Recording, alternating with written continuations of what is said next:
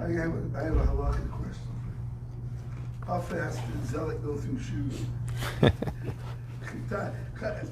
Frank's calling me. I have another pair of shoes.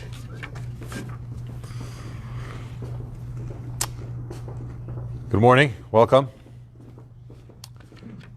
Those that are here in person and those that are watching on Facebook. YouTube is not up yet for some reason, but I'm sure you'll join soon.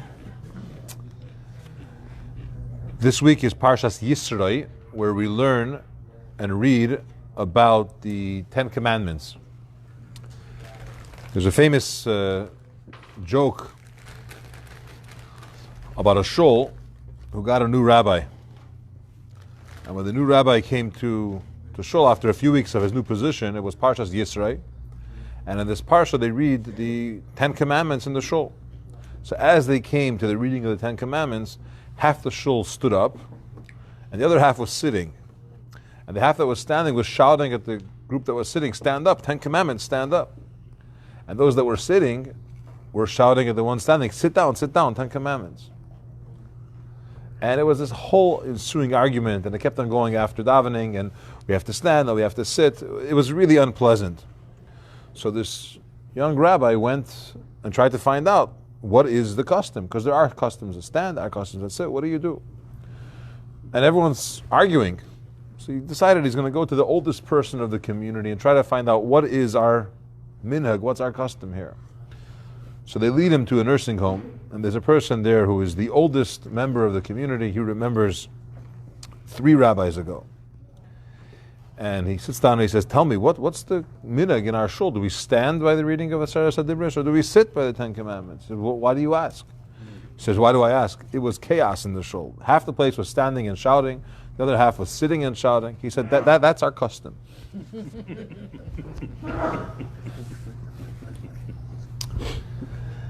Did Avram Avinu keep the mitzvah of wiping out Amalek, or remembering what Amalek did to us? Did Avram Avinu keep the mitzvah of the Higadat Levincha? You should relate to your son. It's the mitzvah of Pesach, that on the night of Pesach you should relate to your son what happened, that we went out of Mitzrayim. Did Avram Avinu keep that commandment? Now Amalek would be pretty hard to keep, because Amalek wasn't born yet. Amalek is a great-great-grandson of Avram. Esav, Avram's grandson, had a son Eliphaz, which is his great-grandson, who had a son Amalek. This Amalek is the one that started up with the Yidden, the one that Torah says that this nation you have to wipe out, etc. How was Avram Avinu able to do it? To fulfill that mitzvah? And there is a Gemara in Kiddushin which tells us, Mishnah, that Avram Avinu kept all of the mitzvahs before it was given. How do you possibly keep that mitzvah? Let's look at the mitzvah of relating to your son, and in general keeping Pesach, saying over the story of going out of Mitzrayim. How exactly do you do that? The Yidden weren't even in Mitzrayim yet, let alone going out of Mitzrayim. What story are we telling?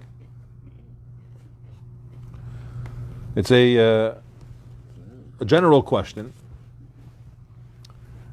And besides, what's this whole idea of Matan Torah, of giving the Torah?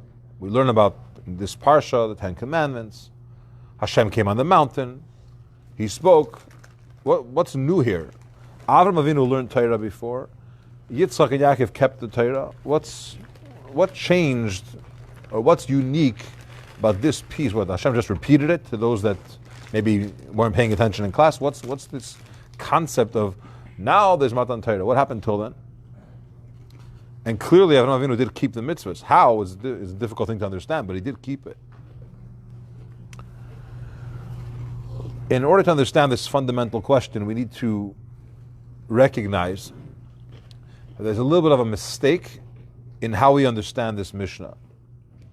When we're told, when Chazal tell us, when our sages teach that Avram kept the whole Torah, it means in a spiritual form. Every single mitzvah has a physical side to it and a spiritual side to it. There's the physical eating of the matzah, which is a mitzvah. And there's a spiritual element of what's accomplished through eating the matzah and what it does. Now, to fulfill the mitzvah and its requirement, you must do the physical mitzvah. You can't think about matzah or talk about matzah or complain about matzah and somehow fulfill this mitzvah. You have to actually eat it. But there are elements of the mitzvah which are spiritual. Kavanah, the intent, recognizing what's happening at that moment, why we're doing it, and so on. So many mitzvahs that Avraham Avinu did in the spiritual sense, but not in the physical sense. Okay, we know that he ate matzah, but relating to your son that the Jews were in Egypt, you could tell him a story of what's going to happen. You could do the laws, but that element you can't do. Amalek wasn't born yet. There's nothing to talk about. However, there's a spiritual side. And this is what Avraham Avinu did fulfill. Amalek is the gematria of Suffolk. Every letter in Hebrew has a numerical value. In the concept called gematria, we take a word and you sum up the numbers based on all the letters of that word. The same gematria of Amalek is the exact same number as Suffolk, which means doubt. Doubt, you're unsure. Amalek is coming and telling the Yidden, or telling the world, and what it represents spiritually is, we're putting doubt, is Hashem really here? Does it exist? Is it true? Do we have to listen to Him? Are miracles really miracles? Is it just nature working? Many different forms of doubt. There was a Yid that came once to one of our Rabbeim, and he said, Rebbe, I have a problem. I have sfeikis in Emunah, I have doubts in my faith. I'm not sure. Is there an Eibishter? Does he exist? Is he real? Is this whole thing man-made? It's bothering me. So Rebbe says, so? He says, Rebbe, I have doubts in Emunah. I'm not sure. Do I believe in a God? Does he exist? Didn't he exist? Is Torah real? I have doubts. So Rebbe says, so? He said new, but that would be translated as so. And after 3 times of repeating himself, he says, Rebbe, what do you mean so? I'm Jewish. So he said, you don't have any doubts in Emunah, if that's the way you're responding. But Amalek is coming with a concept of doubt. It's putting doubt and questions and uncertainty in Yiddishkeit. And in our... Also dollar. Dollar? Dollar. Okay. Really? You have to add an S, make it plural, it'll help. But the idea is that Amalek comes along and puts this doubt in. And when we say you have to wipe out Amalek, the spiritual sense of that is that we have to get rid of doubt. Avraham Avinu did that. He came to the world and he said, there is one Eibishter and only one Eibishter, and he's in charge. And idol worship is false. And there's no doubt about it. So Avraham fulfilled it, but in a spiritual way. We also have to fulfill that in a spiritual way. We don't actually know today who Amalek is. Some people say they do. But we don't have the ability to go and wipe them out, nor are we supposed to in the physical sense right now in these circumstances. But in the spiritual sense, we have to. We have to get rid of doubt. We have to recognize that Hashem is active in our lives. Hashem is the only one and is everything. And when we see a miracle, we have to appreciate that it's a miracle. Mitzrayim, talking about going out of Mitzrayim, there's also a spiritual sense of that. Mitzrayim, as we know, represents boundaries, Meitzar, which means limits, confinement, and relating about going out of Mitzrayim, or going out of Mitzrayim means we get out of our limitations. Avraham Avinu did that. He was challenged many times, 10 tests, which could limit a person. He's in a situation, I don't know how to get out of this. This makes no sense. This is contradictory. This is unfair. But somehow he manages to break away and to teach Yitzchak, which is relating to your son, the same concept of get out of your limitations. Get out. And doubts are limitations. What? Doubt is a limitation. It's a limitation of our... It causes a limitation, but it's a separate idea. There's not to have doubts, and that's Amalek in the spiritual sense. And going out of Mitzrayim in spiritually means that you break through your limitations. You're not stuck. You don't say, this is who I am, sorry, I can't be better. Or I failed so many times, I'm not even going to try. Or this is all I'm accustomed to. Or what's it going to be, and so on and so forth. So Avraham Avinu did keep the whole Torah, but not all of it was in the physical sense. Now Moshe Rabbeinu comes along, and he does something else to Torah. He brings the Torah down into the physical world, and now we could do Torah not just in the spiritual sense of wiping out an Amalek because getting rid of doubt, or not only in the spiritual sense of what tefillin in some higher world means, but in the real physical way, we're able to do mitzvahs. He brought the Torah into this physical world. So, in a way, Moshe was on a much greater level than Avram. Because Avram, who had the Torah, but it was limited. It was limited to the spiritual reality.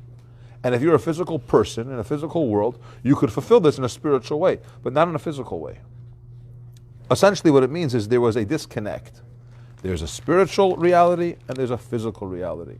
And these two don't come together. You could be a physical person doing spiritual things, but not physically.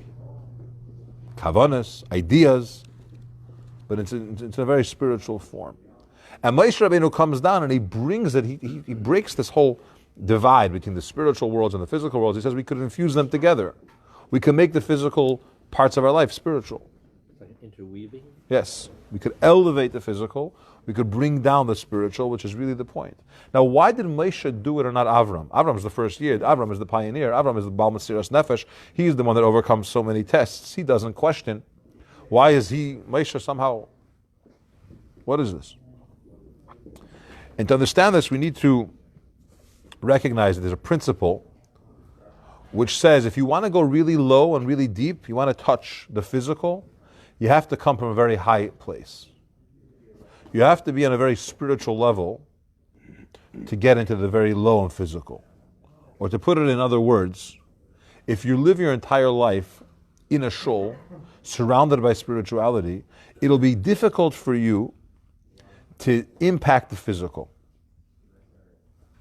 Okay? Because in order to impact the physical, you have to have a very high spiritual level. Let's analyze Avram's level and Moshe Rabbeinu's level according to Chassidus. When the Torah tells us about Avram Avinu conversing with Hashem, Avram uses a term, va'anechi afar va'efer. Okay? I'm dust and ashes. Which is a term which expresses that I am nothing, I'm very humble. Who am I compared to Hashem? Oh, I'm like dust of the earth. I'm like ashes and nothing. Which is a very amazing level of humility. I don't want to say a big level of humility because big and humility maybe don't work together in the same sentence, but he's a very high level. Moshe Rabbeinu also had bittul. He also had this self-nullification, also had this humility. What did he say? He said, "V'nachnu ma." Who are we, or what are we? What are we means we're nothing. What are we? He was very, very humble. The difference between Avram's humility and Moshe's humility is huge. Because Avram's humility is, I am something, I'm ashes. You know I'm nothing. I'm just dust. But I am dust. I am ashes. I'm a something. But it's humble, but it's something. Moshe Rabbeinu says, what are we? We're nothing. We're not anything. It expresses itself in another way. Torah tells us that Avram Avinu loved Hashem. Avram oihavoi, my lover. Avram loves me. It's a great thing, right? You're loving Hashem. By Moshe Rabbeinu, you don't find anywhere in the Torah an expression of his love towards Hashem. What, you think he didn't love Hashem? But you see, when it comes to love, there is a person that loves. You exist. It's called Yesh Mi She'oyev. I'm here and I am loving. So I am here, I feel something, I have a connection, a relationship, I'm here. That was Avram Avinu, very high level. Moshe Rabbeinu doesn't even have that feeling. I'm nothing, I'm just Hashem. Whatever he wants, I'm here. Whatever he needs, I'm completely dedicated, I'm completely humble and anova and bittul, self-nullified for him. And because Moshe Rabbeinu was on such a high level, such a level of bittul, way higher than Avraham Avinu, it's not about, I am going to nullify myself for you. I'm nothing, whatever you need. He was able to bring it down. Because when you're high up, you could go even lower. Avraham Avinu was very high level, but he couldn't bring it into the physical world. He couldn't fuse that together because he wasn't that high. Moshe Rabbeinu had that ability. Kabbalah uses an example, Kol ha-gavoya gavoya b'yeser, yered lemata mata b'yeser. The higher something is, the lower it could descend. If you have a wall, let's say a brick wall, and there's layers and layers of bricks, and the wall topples down, which row of bricks is going to be the furthest away from the wall? The highest row is going to go furthest. Right? It's going to fall down. Why? It's tallest, it's the top. Why is it going so further? Because the higher it is, when it comes down, the deeper and the further it could reach. Moshe Rabbeinu represented that level. There's a Gemara in Shabbos which talks about when a person, after 120 years, longer, goes to Shamayim for the ultimate judgment, they ask several questions. And the first question they ask the person is, Nasasa v'nasata be'emunah. Kavata itim l'Torah. Did you set times to study Torah? Were you honest in your dealings in business? Okay? Did you do these things? Did you, when you conducted your business, when you conducted your affairs, were you honest? Did you have times for learning Torah? Why do these two things come together? Why is it so important to them together? Because the reality is that if you're going to go into that world, and I don't mean just honest, but faithful and correct and loyal to the Eibishter and doing everything that you have to do the right way, it's going to take a lot of effort. And you have to have times to learn Torah, which puts you on that level, which strengthens you, which connects you, that you're able to come into the world and actually behave the way you're supposed to and impact that world. Because you could remain in some kind of spiritual form, but if you really want to go and come into the world and be able to fuse them together and say, I'm a physical person in a physical world doing very materialistic things, but I'm going to do it the right way and not the way the world does it, to do that, you have to have kavata itim l'Torah. You have to have set times for learning Torah. When a person sets times for learning, it's not just that he said, okay, I'm going to learn. Making the permanence, this time of this day I learn. Every day I learn at this time. Now it's permanent, right? His phone is not there or it's off. He's not getting disturbed by the first type of distraction. He's gone. He's focused on that learning. He's connected to it. When you go very deep in your spiritual side, when you learn Torah, which is a tremendous bond with the Eibishter, as it says in Tanya, we're learning now about there's no bond that's as strong. Connect to Hashem at that level, then you're high enough that you could go very low, meaning you could impact the low. So the stronger your connection, if you have Moshe Rabbeinu's level where it's so connected, he's non-existent. He says, who am I? I'm nothing. Then you could reach very, very low. And this is why these two questions go together. Were you honest in your business? Did you keep times for learning Torah? Because it'll be very hard to do the business part properly if you're not connected.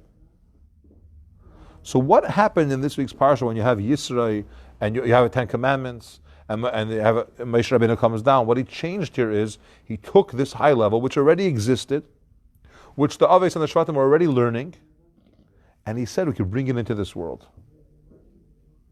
How? Because Yisrael came. What's Yisrael? Imagine you have some archbishop, some pope that arrives in Yerushalayim, and everyone's talking about it and they want to know what happened. Like, what's he doing here? Why is he here? And no one knows. It's this mystery. And then you keep looking on your smartphones, everything else you're looking at to figure out. And finally the word comes out. There's a picture of him. He's standing by the Kaisel and he says, I realized that this is the truth. I want to become Jewish. What does that do? In a sense, that's what happened to Yisro. Yisro went, he tried every single Avodah Zarah in the world, and then he comes and says, Ato Yadaiti, now I know. What's taking place now? The world is able to realize or to be impacted in such a way that godliness and monotheism, Yiddishkeit, reaches to the lowest, the deepest, the furthest parts away from Hashem. And this is done in a generation of Moshe Rabbeinu. Because Moshe Rabbeinu has that bittul, and he's able to reach to that level. To go that far. So in summary, Moshe Rabbeinu kept the whole Torah. Avraham Avinu kept the whole Torah before it was given. Of course he did. Most things were done in a spiritual way. Moshe Rabbeinu changed that. Now we could do it in a physical way. And that's done by Hashem coming down onto the mountain. And Hashem is able not able to, but of course he's able to, but he breaks this separation between the spiritual and the physical, and now it's all here. Which explains also the famous concept of why there was no echo when the Torah was given. If you're going to scream in a forest, and there's nothing to absorb, in a desert rather, nothing to absorb, you'll have an echo, as mountains. And it was a miracle, there was no echo. We have a principle that there is no miracle for no reason. Hashem doesn't make miracles for naught. He has a system of nature, and nature operates in a particular way. He doesn't change it if he doesn't have to. Now, if you're stuck by the sea and the Egyptians are behind you, you need a miracle, Hashem will make a miracle. But an echo, not echo, this is not needed. And the answer is it wasn't a miracle. Although naturally, an echo happens when sound is not absorbed, it bounces out, right? That's why there's an echo. In this case, it was absorbed. Because every physical thing in the world, in the universe, heard Aseres HaDibros, 10 Commandments, and they absorbed it. It went inside. It impacted them. It transformed them. And didn't bounce back. That's why there's no echo. It wasn't a miracle, no echo. Echo was a technical thing when it bounces off. But if it absorbs, if it's a type of upholstery or furniture or things that it goes in, then it won't have an echo. In this case, the world took it in. And that's why the world can't be a contradiction to Torah. First of all, Hashem made both, and of course he didn't make it in a contradictory way. But a person is running a business, and he says, I can't keep Shabbos, for example. It's my busiest day of the week. I won't survive. So Hashem, I'd love to do your Torah, but your world doesn't let. Right? That makes no sense. The same Eibishter that created the world and provides is the one that says don't work on that day. I'm giving a very extreme example, but there are many, many other examples. I can't be so honest because it won't work out. I can't get the promotion unless I say this. I can't make the sale unless I exaggerate. All these other pieces that come up and we say, hey, it's contradictory. Can't be a nice guy and have it's not going to work out. And the truth is that the world heard Aseres HaDibros and it internalized it. That's why there was no echo, because there was a connection between the spiritual and the physical, these two worlds unified, and they don't contradict. They seem like they contradict, and it's our job to reveal it, to show that it's not a contradiction. You could live a Torah life and keep kala, whatever, the smallest thing as important to you as the most strict thing, and still have the success and the happiness, everything works out. So have a wonderful Shabbos, and when we receive the Aseres HaDibros, we should stand and hear them, and it should permeate us and make a difference in our lives, and it's a very good parsha when we have Aseres HaDibros to strengthen our learning of Torah and our shiurim and our times for learning. So I highly recommend to come to this shir and listen online and share YouTube and Facebook and on the podcast. Okay.